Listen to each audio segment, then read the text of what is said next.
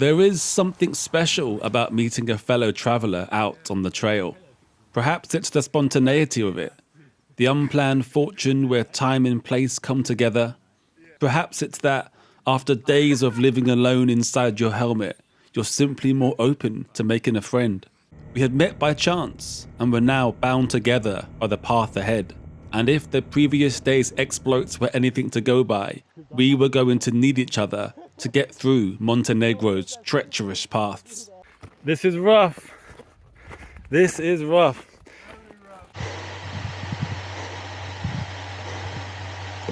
It's too hard. Is he still coming?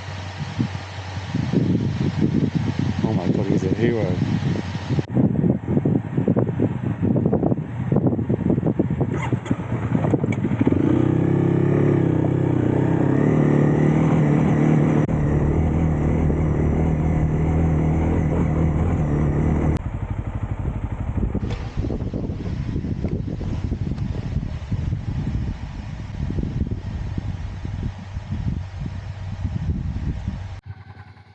Gas it, right?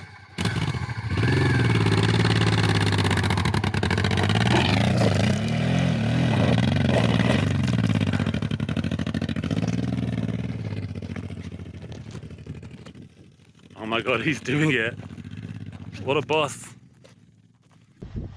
The trails were relentless in their difficulty, and soon Martin noticed the frame on his panniers was beginning to bend. We decided to find a way out of these trails, and I wondered if this was perhaps as far as I was willing to go. Martin's journey was heading further south and would now need to stay on the road. We would be going our separate paths, and losing his company meant I decided to mark this as my turning point and begin the journey homeward.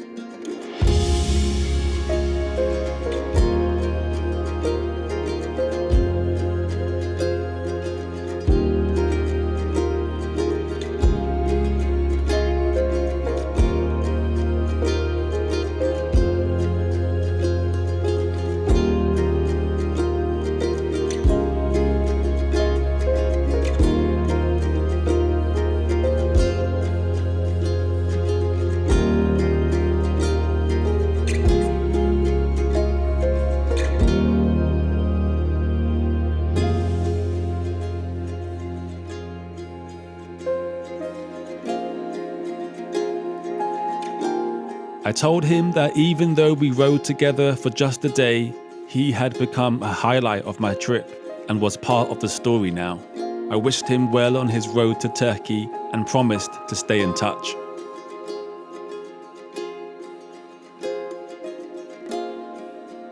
I was alone again. My route home would take me out these mountains and up along the coast, but I wasn't quite ready to leave this remote land yet. I wanted to return to the wilderness just one more time, so I found a hotel nearby and the next morning tracked a path back to the Dermator National Park. Something told me there was more there to see.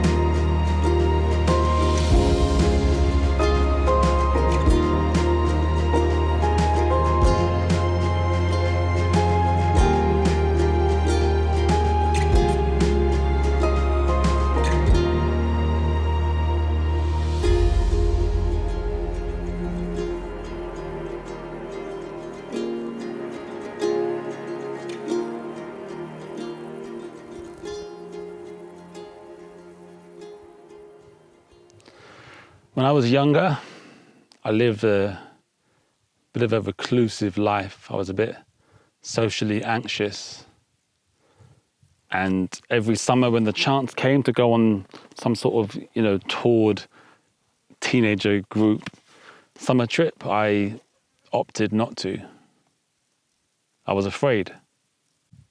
Anyway, if you're Jewish, as I am, although I'm not really a practicing Jew, but if you're a Jew and you haven't been to Israel, at a certain age, you're allowed to go on what they call a birthright trip. And this is where they pay for you to go to Israel and tour around. And it was amazing. I decided I would do it. I did it. And over 10 days, I met all kinds of people. I saw all kinds of places. Anyway, when I came back, I had been through something. I remember my father came to pick me up. I believe it was from Wembley Park Station. And he was walking down the road. And he saw me and I just had the biggest smile.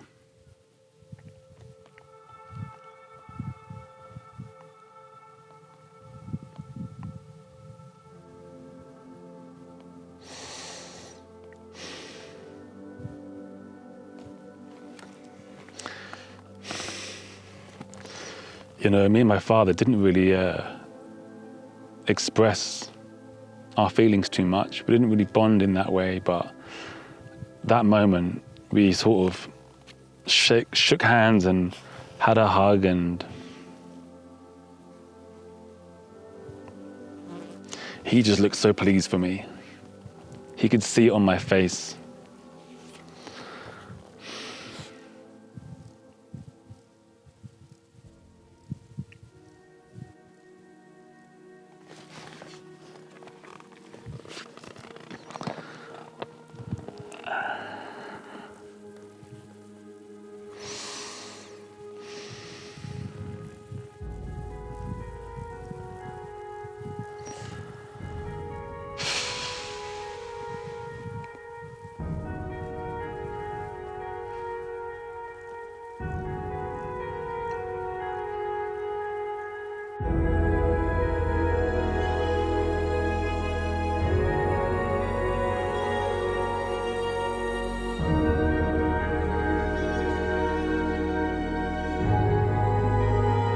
I wonder if this is what my father saw that day. The joy of discovery, the power of stepping outside of fear, the magic of finding something that moves you so deeply it stays with you forever. I've carried that moment for a long time, and to share it with you is to relive it. 1 minute you're a fearless adventurer traversing the land, and the next you're just a boy who misses his father. Perhaps that's what I'm searching for. A place so extraordinary, it reminds me of what's important. A place like Montenegro.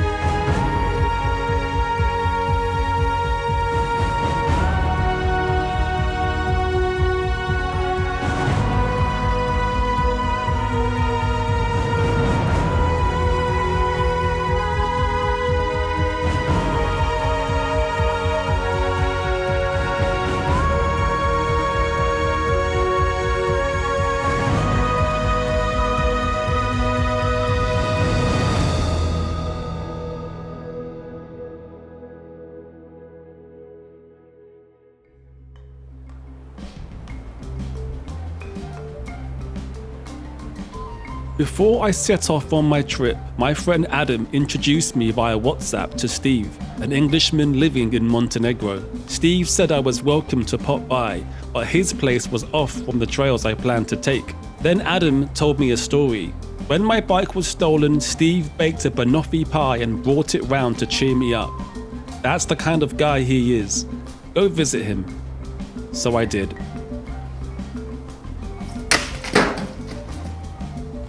Steve had bought this plot of land online a year ago without even seeing it, and had built a life from the ground up.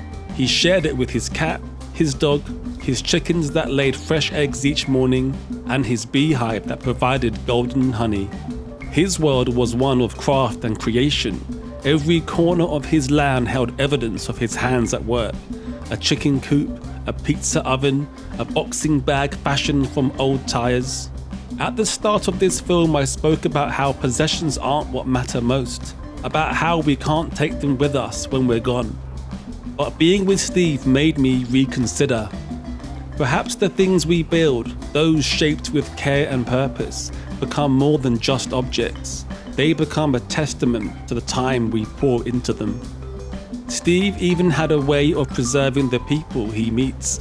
He showed me a book where he keeps a Polaroid of each visitor to his home, alongside a handwritten note from them. I was delighted that I listened to Adam and came to visit.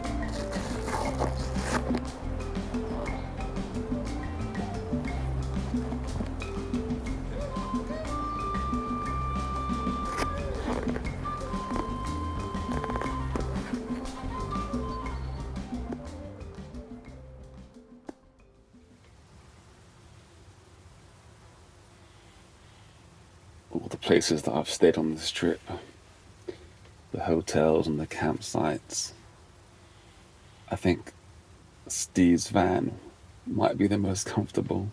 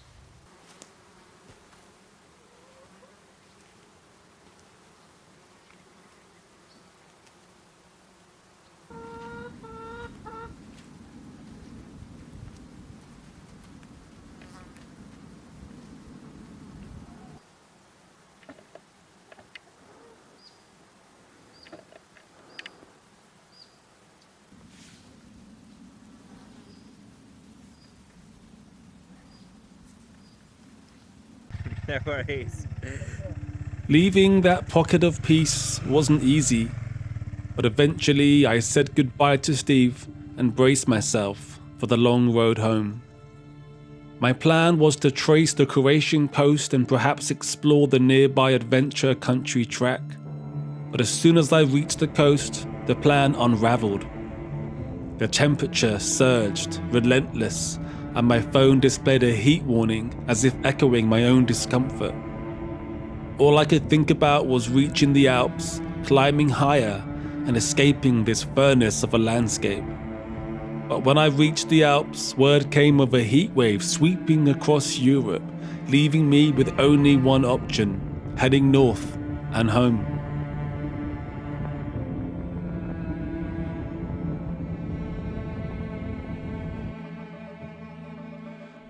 I could tell you many things about the journey home. I could talk about the Adriatic coast, shimmering like liquid silver, stretching endlessly as I curved through coastal towns. Or I could tell you about the jarring contrast of Austria's pristine order after the raw, untamed beauty of Bosnia and Montenegro.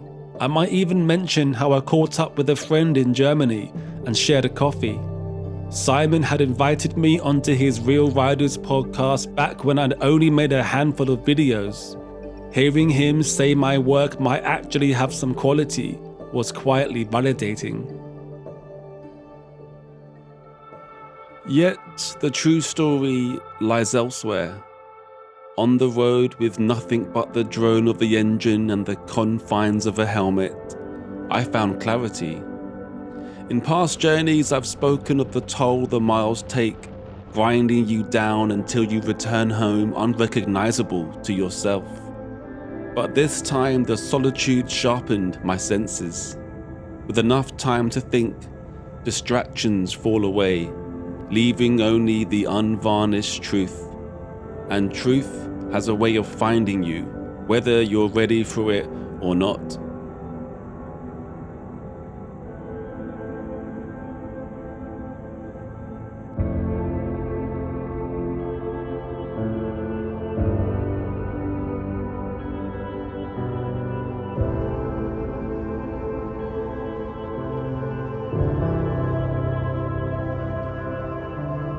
Often I think that when I write these words for you, I am in fact writing them for me, as a reminder, as reminders are needed, that we settle too easily into these comfortable routines, filling our days with trivial distractions, while the path ahead, the one worth taking, remains untouched.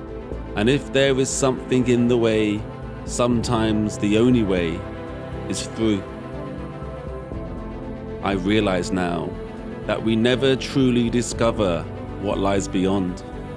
To say I found it would be to fool myself into thinking there's an ending. But the truth is, the path never ends. There's no grand conclusion waiting, no final prize to claim. For me, the meaning isn't in arriving somewhere, it is in the act of moving forward, despite not knowing what is ahead. And so, I'll keep moving, not because I need to reach somewhere, but because there's more life to live, more stories to tell, and more paths yet to take.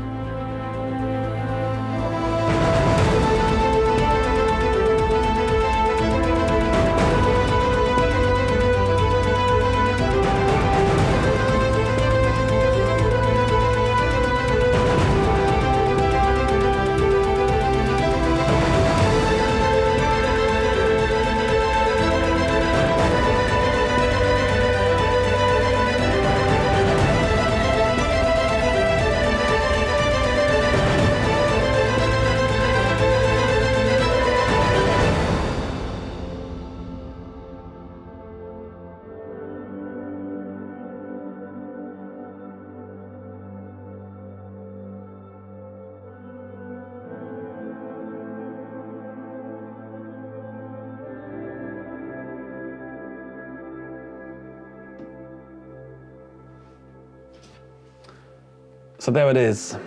There's my little film. I hope you were able to take something from it.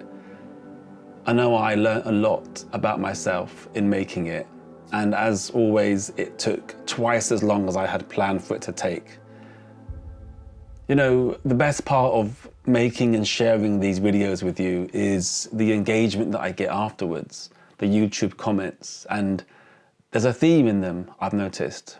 There's one type of comment which keeps on coming up, and it's the comment that these videos have inspired you to get out there and do something that you might otherwise have not, and even have inspired you to maybe go and make your own video, which I just love.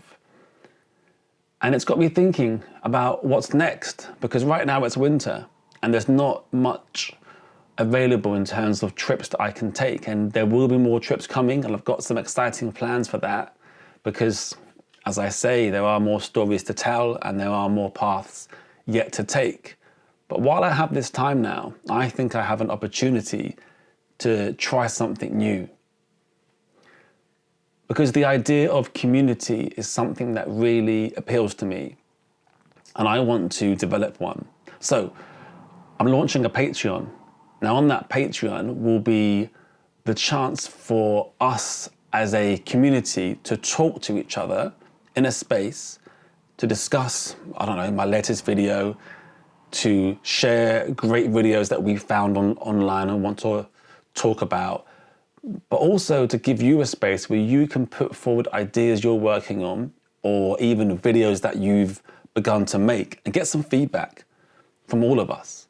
Because I think often we're starved for feedback. So that's one thing that I'd like to put on there. Of course, I'll be able to put on some behind the scenes footage of things that I've done that you won't see on the YouTube. But also, I'm still working out how exactly to do the membership and the tiers. This is all new to me. But I'd also like to give the option for one-to-one direct coaching with me, to give you a chance to get on a call online with someone and get support in any aspect of your endeavor, of your adventure, your trip. That might be where to go on your trip. That might be what gear to take with you. It also might be what's the best way to capture the footage on the trip that won't get in the way of having fun on the journey. And most importantly, how to edit and craft your footage into a story.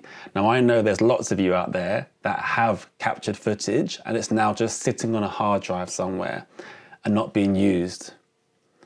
And it's a hard thing to get started, isn't it? But I think I can help. In fact, I know I can help. You know, I've been teaching for 16 years now in a primary school, and over that time, I feel like I've developed an understanding of how best to share information in a way that's easy to understand. I'm also a very patient guy, and I'm a very encouraging person. So I'd like to bring these skills now into what I'm doing. So if you're interested, there will be a link at the bottom of this video in the description. And that link currently will take you to a website that I've just made. That will be my landing page for now until I've got my Patreon ready to launch, which won't be long. But for the time being, I'd like to know of your interest. So pop over to that page, sign up your email, and that will tell me just how many people are interested in this, and that will help me to understand if this is worthwhile. And B means that when I do launch soon, I'll be able to ping you an email and tell you that it's good to go, and to give you a chance to sign up and join in. Yeah, I'm really excited by this. I'm excited by what this could lead to. So if you're interested, pop over and I'll see you there.